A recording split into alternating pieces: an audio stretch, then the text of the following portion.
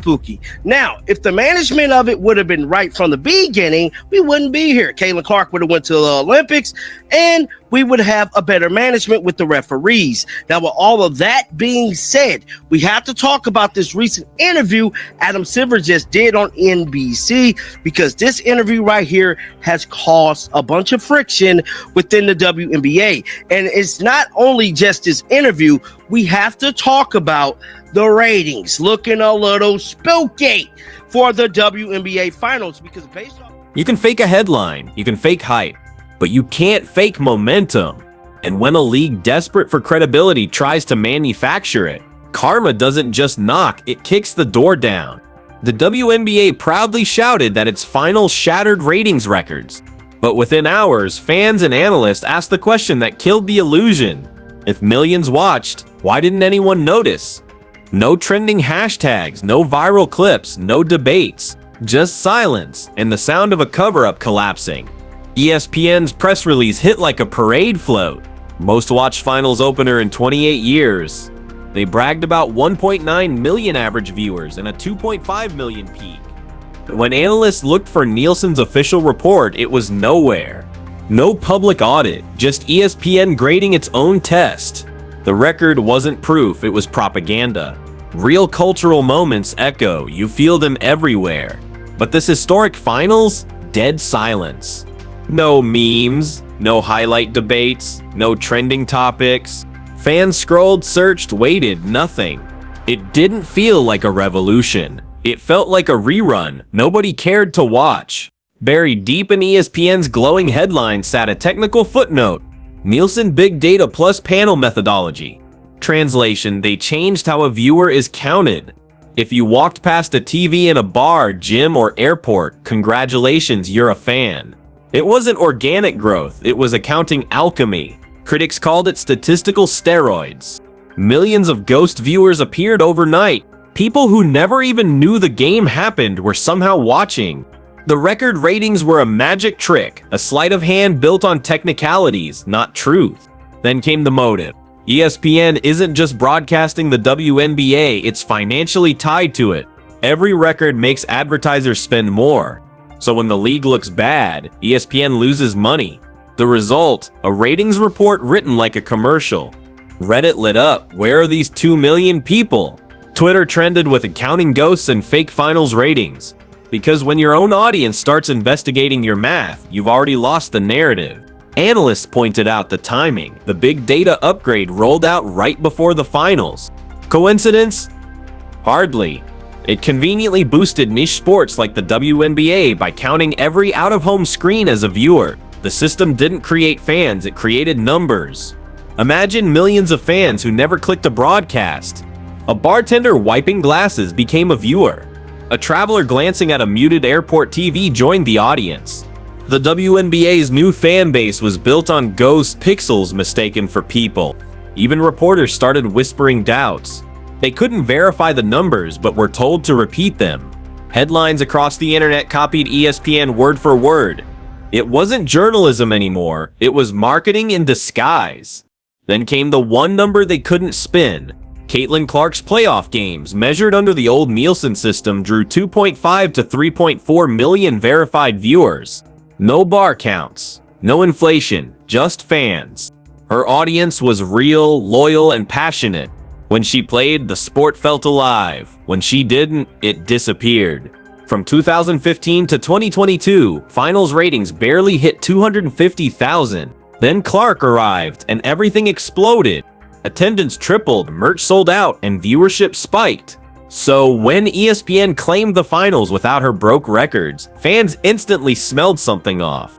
The timing didn't make sense, unless the league was forcing a fairy tale.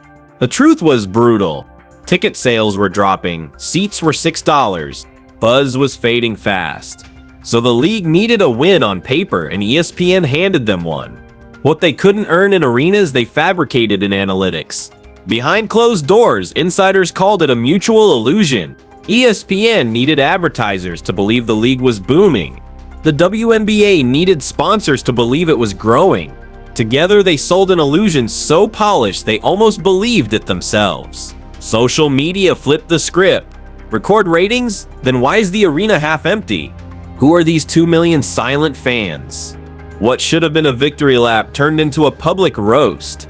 Even players began posting cryptic messages about accountability and truth. They could feel the disconnect between packed headlines and empty seats. Behind the scenes, frustration spread because every fake number chips away at real respect. Sports veterans stopped holding back. Ghost math for ghost fans. One wrote. Another said, they're adding zeros to a scoreboard no one's watching. When the people who usually defend you start mocking you, the illusion's already gone. Analysts charted ratings alongside Clark's career timeline, and the pattern was undeniable. Before her flatlines, after her spikes, she didn't just elevate the fever, she carried the entire league. Every surge in viewership, ticket sales, and media coverage traced straight back to her. That's the WNBA's real crisis. It doesn't just rely on Clark for excitement, it relies on her for survival. Without her, buzz dies. With her, it thrives. But instead of embracing her as the engine, executives pretend the car drives itself. Fans demanded the real Nielsen report. Silence. No public release, no correction, no accountability. When your evidence vanishes, your credibility does too. You can only hide behind fine print for so long before the truth catches up. ESPN called it a historic moment. Fans called it a historic joke. Every outlet that copied the claim without verifying it looked complicit. The network built on truth had become part of the illusion it once exposed. Strip away the inflation and the finals barely hit 1 million real viewers, half of what Clark alone delivered. That's not growth. That's dependency wrapped in denial. Once you compare the numbers side by side, the myth collapses instantly. You can't build legacy on press releases. You build it on passion, trust, and honesty. The WNBA's attempt to fake progress didn't show power, it showed panic. Because authenticity can't be engineered, it's earned every night on the court. The same ratings they tried to inflate ended up exposing them. Instead of proving strength, they proved fear. Instead of momentum, they revealed dependence. The record moment they bragged about became a masterclass in how not to earn credibility. The WNBA wanted the world to believe it had finally arrived. But you can't rig your way to relevance. You can't count ghosts and call them fans. And you can't erase the fact that one rookie built more authentic viewership than the entire league combined. This story isn't about ratings, it's about reality. And the next chapter coming sooner than they think. Because in our next video, we're breaking down how Caitlin Clark's rise forced Adam Silver to step in and take control of the WNBA himself, and why it could change basketball forever. Stay tuned, hit subscribe, and let's get into the real story they don't want you to hear. When the dust settled, the spin collapsed faster than the story could spread. Sponsors quietly began calling for clarification on the real viewership figures. Networks that copied ESPN's headlines scrambled to retract posts. Even insiders admitted the optics were disastrous. The league had spent years begging to be taken seriously, and now its biggest victory had turned into proof of desperation. For a league fighting for legitimacy, being caught exaggerating was worse than losing games. It was losing trust. That's when the fans did what the media wouldn't. They took control. Independent analysts began releasing side-by-side charts comparing Caitlin Clark's verified playoff ratings to the finals' inflated totals. The difference was humiliating.